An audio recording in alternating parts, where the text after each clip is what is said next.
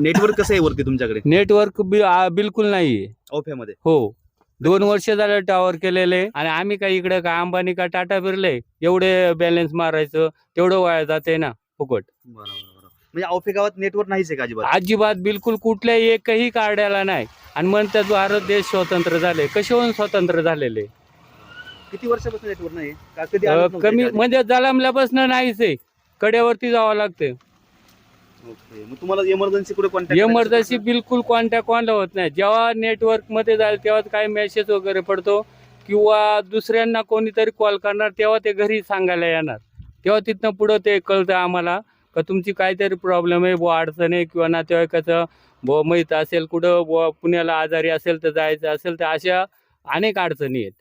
म्हणजे जिओला पण नेटवर्क नाही का? नाही बिलकुल नाही. जिओला पण नाही. तिरपाटच्या वरती कुठे कुठे नेटवर्क आहे? ज्या वेळेस कडेवरती जाईल ना त्यावेळेस कुठल्या ना कुठल्या टावरला आयडियाला जिओला वोडाफोनला एअरटेलला असे नेटवर्क येते.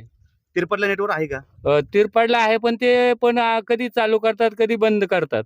बाकीचे यांना आहे म्हणजे काही आयडिया जिओ जे वोडाफोन हो थोडंफार तिरपाटच्या वरती नाही मग? हो तिरपाडपासून वरती नाहीये. मग तुम्हाला जर असं वाटलं समजा तुमच्या नातेवाईकांना तुम्हाला कॉन्टॅक्ट करायचे अर्जंट मध्ये कसं करता तर मग येतं? त्यावेळेस पाऊस असला तरी छत्री किंवा कुठेतरी कडेवरती जावं लागतं जिथे नेटवर्क असतं तिथनं त्यांचा संपर्क साधावा लागतो. अरे बापरे बापरे बापरे, अवघडच आहे. हो मग तुम्ही जे रिचार्ज टाकता बीएसएनएल ला मग ते हो. फुकट जातं का? हो फुकट जातं. बीएसएनएल आतापर्यंत प्रत्येकी महिन्या फुकट जाते. त्यांना हे पण कॉल केलं होतं का म्हटलं तुम्ही टावर केला ते काढून तरी न्या नाही तर बंद तरी करा नाही तर दुसरं तरी त्यांना काहीतरी जोडा बुवा आयडिया किंवा वोडाफोन किंवा जिओ असं जे काय असेल ना त्याला ते थाळी तरी जोडा ना म्हणजे ते तरी कमीत कमी घरामध्ये तरी सुविधा होईल.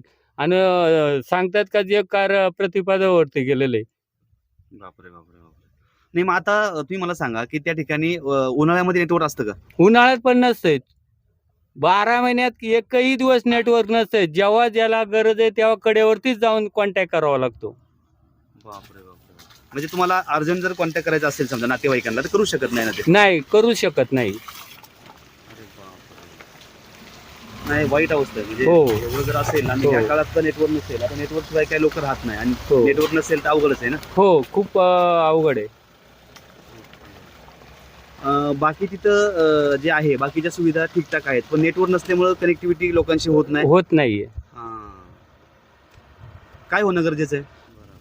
आता नेटवर्क लास्ट टाइम कधी होतं म्हणजे कुठल्या दिवशी होतं नेटवर्क?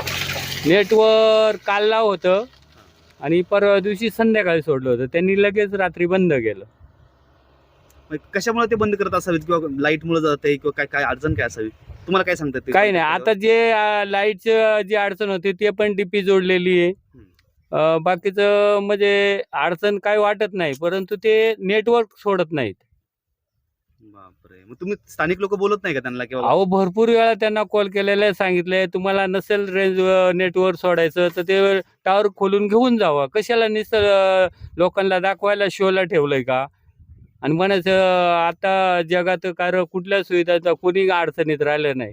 त्यांना म्हणा प्रत्यक्षात तुम्ही येत ना तुम्ही इथे येऊन राहा 1 महिना येऊन राहा मग तेव्हा तुम्हाला कळेल का जीवनातली काय हालत असते ती लोक कशी जगतायत.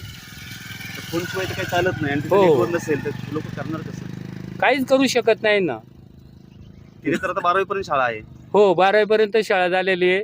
कधी कधी पाऊस काळात लाईट नसती तर आम्हाला नसली तरी चालेल पण शाळांना मध्ये मुलांसाठी आहे ना. शिक्षक लोकांना पण समजा उद्या कॉन्टॅक्ट घरी करायचा असेल काही लोक तर म्हणजे 99% लोक राहूनच वाटतात तिथे हो तर त्यांना पण अडचण येत असतील ना? हो भरपूर अडचणी येतात. बापरे बापरे बापरे. तिथे सगळे स्थानिक आहेत कोणी येऊन जाऊन करत नाहीत त्याबाबत काही आमची अडचण नाही. मग ते लोक कसे राहतात बिचारे तिथे हो. विदाऊट फोन शिवाय म्हणजे हो. फोन शिवाय राहणं म्हणजे कसं तुम्हाला माहिती आहे आणि आजच्या काळात. वरून प्रेशर येते कशाचं काचकाम नीट नाही. तुम्ही जर सुविधा चालू केलं तर त्यांचं पण काचकाम नीट चालू राहील ना. बरोबर. हां. हे पण शाळा तुमची छान चालू आहे तशी. हो सगळ्यात तसं जर प्रकल्पाचा अख्ख्या प्रकल्पांमधून जर विचार केला तर औफे शाळा प्रकल्पात नंबर 1 आहे. परंतु काही पद जे रिक्त आहेत त्यांना आम्ही वारंवार प्रकल्प ऑफिसला देसाई साहेब होते त्यांना 3-4 वेळा भेटले. आता नवीन आले त्यांना 3 वेळा भेटलो. आता ते शाळेचं जे आहे बऱ्याचशा गोष्टी ऑनलाईन असतात मग ते हो. बिचारे कसं काम करत असतील तिथं? शेवटी नाही कडेवरती कोणाला तरी जावं लागतं हा. मग तिथनं ते माहिती मिळवायला लागते आणि तेव्हा येऊन मग इकडं त्यांना कनेक्ट करावं लागतं. अरे बापरे बापरे नेटवर्कचा फार हो, म्हणजे फार अवघड आहे. जागेवरती स्थानिक बसून त्यांना काहीच काम करता येत नाही.